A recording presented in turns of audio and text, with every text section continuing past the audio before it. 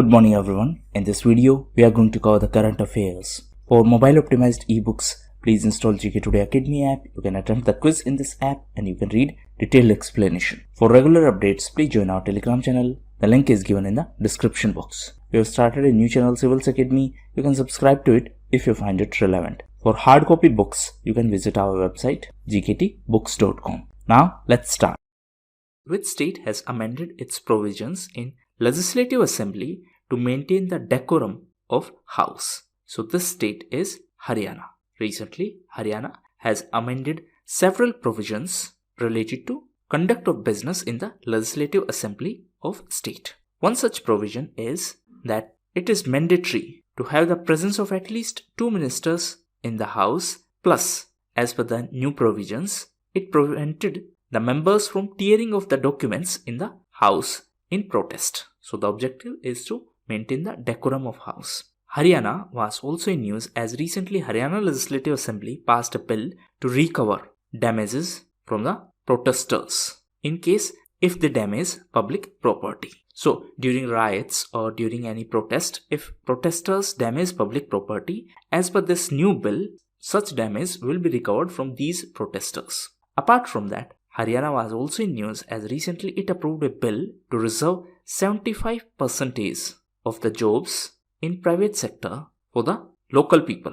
That means for the people of Haryana. This is for private sector and reservation is 75%. The Chief Minister of Haryana is Manohar Lal Khattar and Governor is Satyadev Narayan Arya. Next question is, which ministry has released the report Women and Men in India 2020? So this is a report by MOSPI, that is Ministry of Statistics and Program Implementation. The title of report is Women and Men in India 2020. And this is the 20th report in the series. The first such report was published in 1995. So this report provides the data related to gender. Now recently, one more report was in news and it is Gender Gap Report. This is a report released by World Economic Forum. As per this report, India is on 140th position. Last year, India was on 112nd position. Next question is, as per the data by National Saving Institute, which state has made the highest contribution to the government's small saving schemes? So this is the state of West Bengal. As per this recent data released by National Saving Institute, West Bengal has made the highest contribution to the government's small saving scheme and it has contributed for more than 15% in the deposit at post office and in the banks. So West Bengal is on first position in this context and it is followed by Uttar Pradesh, Maharashtra and Gujarat and then Tamil Nadu. Next question is, which university has secured the first place among Indian universities in academic ranking of world universities? Now first thing first, this academic ranking of world universities, that is ARWU, is also known as Shanghai ranking. Shanghai is in China. So this ranking was released recently. As per this ranking, Calcutta University is the first among the Indian universities. Please note that this is about universities. If we talk about higher educational institutions, then it is on third position in our country. IISc Bengaluru is on top position among the higher education institutions. So as per this ARWU, Harvard University is on top position globally. Stanford is on second position in India and Calcutta University is on third position among higher educational institutions. In our country, IISc Bengaluru is on top position in terms of higher educational institutions. Now recently, one more institution was in news and it is IIT Kanpur. So why it was in news? It was in news because IIT Kanpur developed a touch-sensitive watch for visually impaired people. So that is why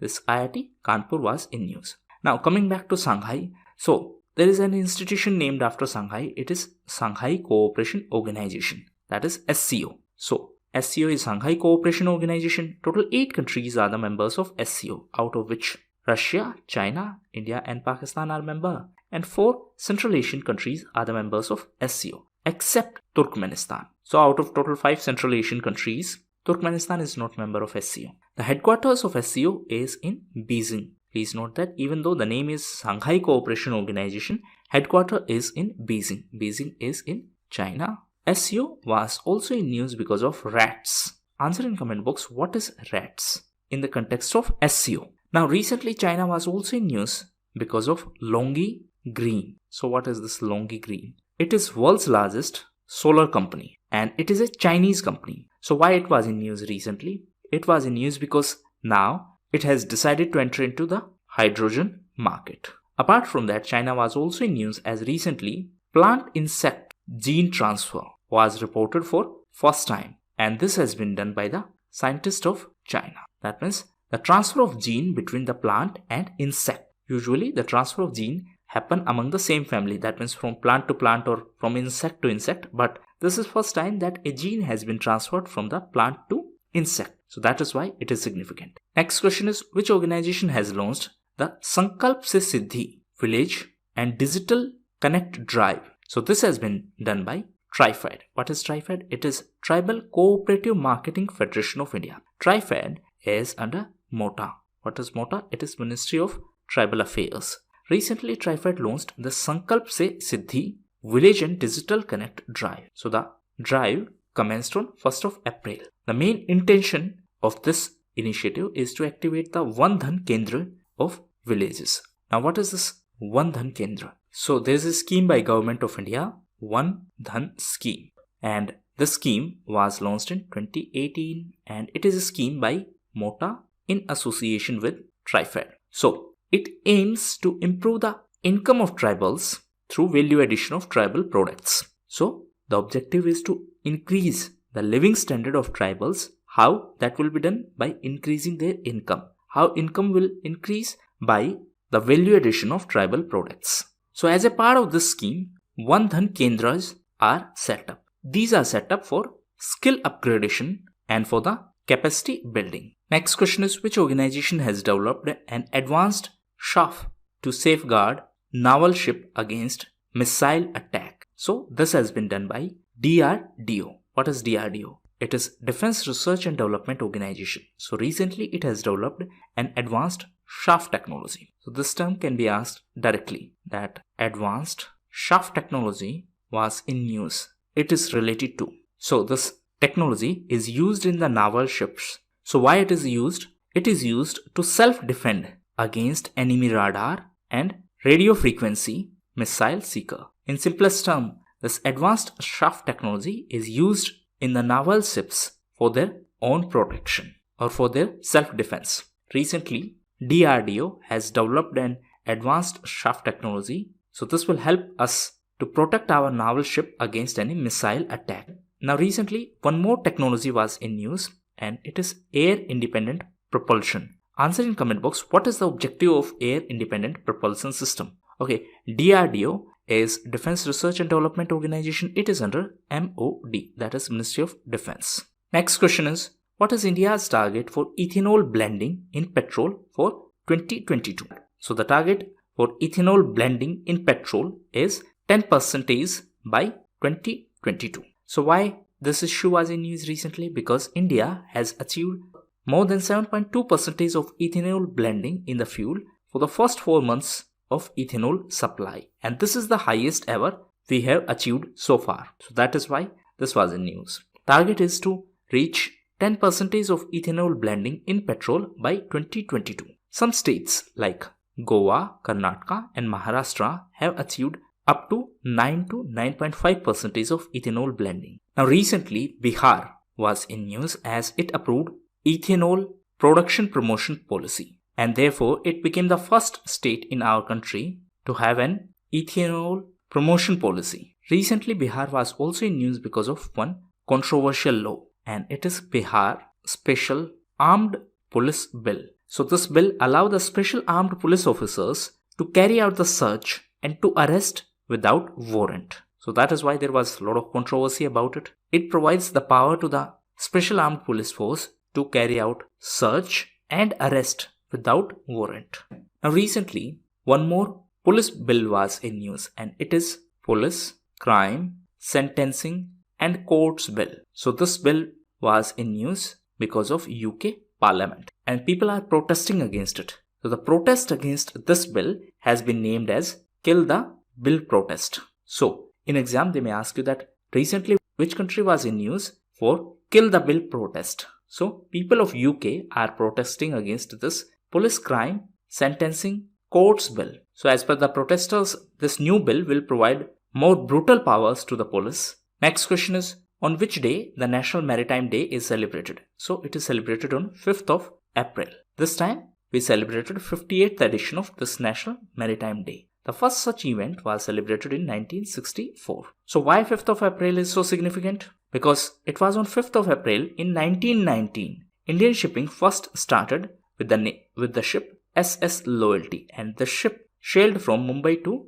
UK. Now 5th of April is National Maritime Day. Now 5th of April is National Maritime Day. On the other hand, 6th of April is International Day of Sport for Development and Peace. 5th of April is also celebrated as International Day of Conscience. Apart from that, recently one more day was in news, as recently government announced that 14th of April will be a public holiday from now onwards. Why so? Because it is the birth anniversary of Dr. Bhimrao Ambedkar. Dr. Ambedkar was the first law minister of independent India. So now government has announced that 14th of April, which is the birth anniversary of Dr. Ambedkar, will be observed as a public holiday. On the other hand, 4th of April is observed as Mine Awareness Day, that is International Mine Awareness Day. And the theme of this year was Perseverance, Partnership and Progress. Apart from that, 1st of April was celebrated as Utkal Divas or Odisha Divas. Now recently, Odisha was also in news because of Adi Kavi Sarla Das. So recently, Vice President M. Venkaiah Naidu addressed an event, and this was event to celebrate the 600th birth anniversary of Adi Kavi Sarla Das. Sarla Das was one of the greatest scholar of Odia literature. Odia is the official language of Odisha, and during this event, the Vice President gave Kaling Ratna Award to Biswa Bhushan Harichandan. Mr. Harichandan is the Governor of Andhra Pradesh. This award was given by the Vice President, and this award is conferred by Sarla Sahitya Sansad, and this is in the memory of Adi Kavi Sarla Das. Next question is, which cryptocurrency exchange has launched NFT, that is non-fungible tokens marketplace for Indian artists and creators? So this has been done by WazirX. It is a Indian cryptocurrency exchange. Recently it has launched NFT, that is non-fungible token marketplace for the Indian artists and creators. So as a part of this mechanism, Indian artists can now place their digital assets like audio, video or any other art piece for auction over blockchain based this NFT marketplace, and they can earn royalty. So this is India's first such NFT marketplace, and that is why it is very significant. What is NFT? It is non-fungible token. Fungible means all the currency units are same, like one can be replaced for other. Non-fungible token means every unit is specific and it is unique, and therefore it cannot be replicated or it cannot be replaced by some other unit. Next question is, who has been appointed as the head of BCCI's anti-corruption unit? So Mr. Shabbir Hussain has been appointed as the head of BCCI's anti-corruption unit. What is BCCI? It is Board of Control for Cricket in India. So it is the governing body for cricket in our country. Recently it was in news because of IPL. IPL is Indian Premier League. Presently the captain of Indian male cricket team is Virat Kohli. Answer in comment box, who is the captain of India's female cricket team? Recently Virat Kohli was also in news as he has been appointed as the brand ambassador of Digit Insurance. Now in addition to this, recently few other sports events were in news. First is Men's Boxing World Championship. So this is going to be organized in 2023 and this will be organized in Tashkent. Tashkent is in Uzbekistan. Second is Miami Open. So this is a tennis tournament and recently Hubert Hurkacz won it. Hubert Hurkacz is from Poland. So these were the most important questions. Now get ready for the test.